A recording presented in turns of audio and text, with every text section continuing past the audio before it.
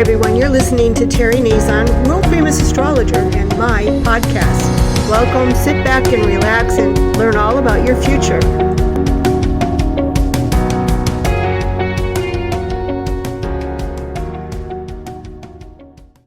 Hi everyone, this is Terry Nazon, world famous astrologer, and today is Monday, January 12th. The moon is winding down in the mysterious and secretive sign of Scorpio. What's going on that we don't know about it or that we're going to learn about it?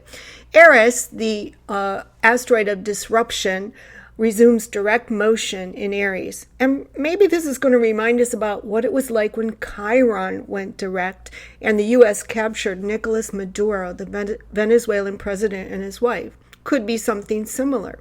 The sign of Aries lowers its head and in all ways has solid horns, jumps head first, usually without a plan.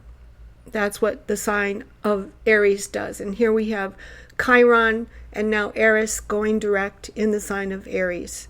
All the while, Saturn and Neptune in Pisces work to dissolve things and create a new order.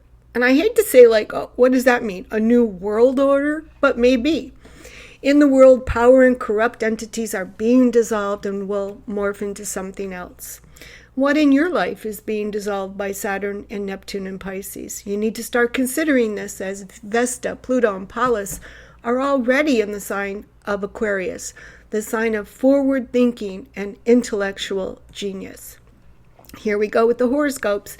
Aries, with Ceres, Chiron, and Eris going direct in your sun sign, you are preparing yourself for major changes by thinking about what's ahead and connecting to others. Maybe you're making plans right now to dissolve a part of your life behind the scenes in secret, not letting anybody know what your true plans are. You don't like living in anyone's shadow and not having a care in the world. You're a hard worker. Letting someone else tend to the details and hiding from everything in some far off place, that's not what you're born to do. Recovery time is over, Aries. There could be no more caring about what anyone thinks. Neptune has been in Pisces from April 4th, 2011 to January 26, 2026. That doesn't leave much time. Where have you been? You might have been shoved out into the world to fend for yourself, escape from an abusive situation, hide, and let others keep you down. Maybe you're outgrowing your current situation, but you won't be alone. Taurus, this moon in Scorpio suggests things are winding down with a relationship or partnership, or in general, how you handle or deal with others, or maybe even people surrounding you. Maybe someone at work is leaving the job, and you think you won't have someone to be there with you to talk to or to help you. A living situation, a live-in lover, is also about to do their own thing, and you might not have a place to come and go from. This forces you to be responsible and stay on top of everything, and you'll end up taking on more responsibility and become a far more disciplined person as a result. Success is coming your way, and you might have to be responsible for everything in your life, and this will make you far more disciplined and a far more wealthier person. Gemini, the moon in Scorpio makes the normally light and airy twins far more serious. With precision, you access your situation and you assess things and what you have to do and what you feel like you deserve or need to be paid for. This is a serious thing for Gemini now and in the future. The last Saturn-Neptune conjunction was in 1989, 36 years ago, in Capricorn, in your 8th house. And a lot has happened in the sign of Capricorn during this time, as Uranus was also in Capricorn, and more recently, Pluto. Challenges, deep hurt, mourning, and getting through and over big challenges have brought you to where you are now. The moon in Scorpio brings up these issues, and especially issues about getting paid. You tally up what you've done for others and what they owe you.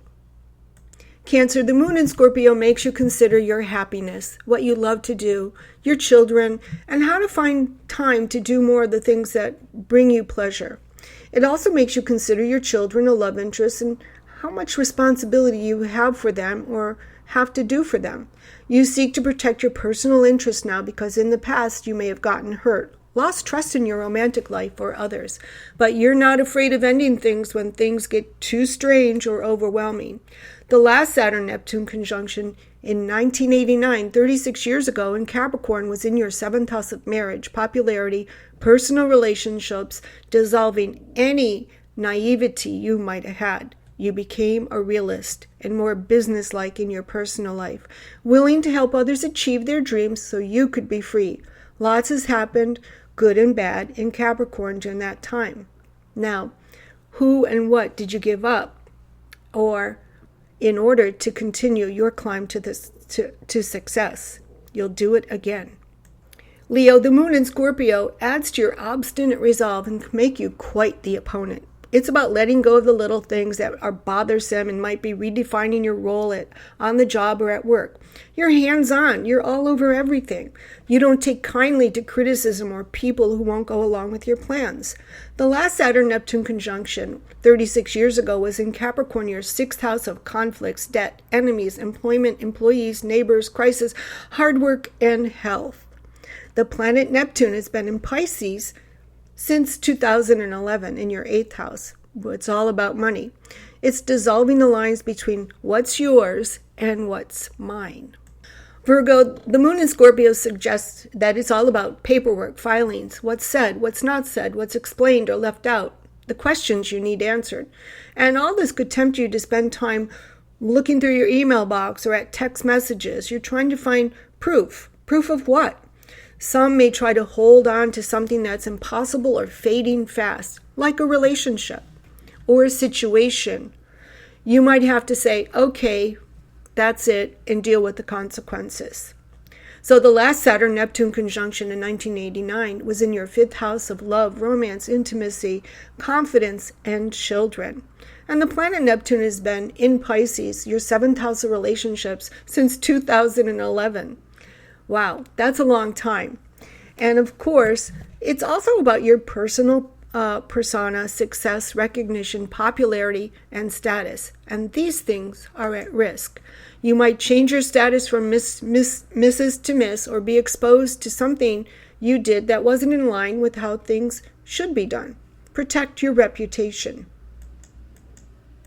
Libra, believe it or not, there's a lot going on in your 7th house of relationships and others. A beautiful thing is underway and happening now as you outgrow toiling away behind the scenes at a menial job and start to get recognized for what you can contribute to the world. Boundaries dissolve as you decide how much attention and respect you deserve. Leo, the planet Neptune has been in Pisces since 2011 and will soon leave and enter your 7th house. Who's going to come into your life? You might escape an abusive situation, a boring life or job that keeps you down as you outgrow your current situation. Don't be afraid. Being overly sensitive, too helpful, overly competitive with others has caused problems within your relationships and provided you with some very uncomfortable situations. You don't always get the partner of your choice. And now you could be faced with a whole new role in life, maybe the love of your life, an important relationship, an opportunity, and secretly you hope you don't mess it up. Scorpio, it's your day today. The moon favors you and you can't be held down. You feel better when you're up and at 'em, and today you take charge.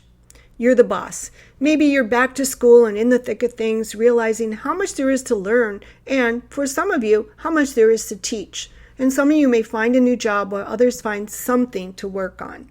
It's becoming more about you rather than what you want to do. The last Saturn-Neptune conjunction in Capricorn, you could have made your communications more serious, learned a new language, or started a business. But most likely you kept things inside. You're an introspective sign.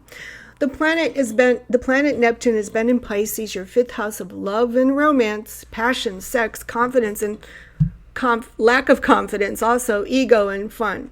But now you can't be too risky in matters of heart or in your passionate love life. Sagittarius, the moon is in Scorpio, your 12th house. And this suggests that there's an ending to get used to.